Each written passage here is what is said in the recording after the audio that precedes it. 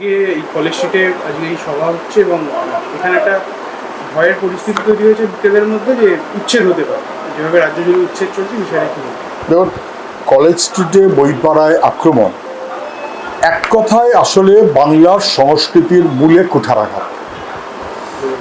College স্ট্রিটকে কেন্দ্র করে এশিয়ার ওল্ডেস্ট মেডিকেল কলেজ, এদেশের ওল্ডেস্ট সবচেয়ে পুরনো ইউনিভার্সিটি, এইসব প্রেসিডেন্সি কলেজ, স্কুল, সংস্কৃত কলেজ, শিক্ষা লেখাপড়া, তার সঙ্গে সঙ্গে কলেজ স্ট্রিট তার বইপাড়া এশিয়ার বিগেস্ট। এবং এটাকে কেন্দ্র করে লেখক, সাহিত্যিক, পাঠক,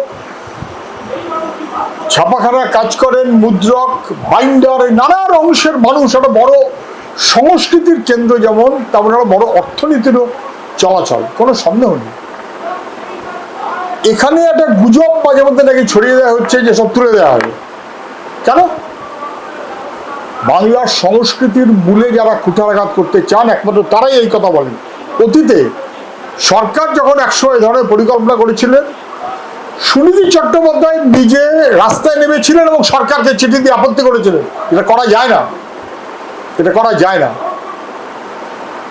ফলে আমি যেহেতু সরকারে জিতেছি, আমার যেহেতু বুলডোজার আছে, অথবা দাপট আছে, আমার ক্ষমতা আছে, ফ্যাসিস্ট মনোভাব, এটা হলে মানুষ রুখবে।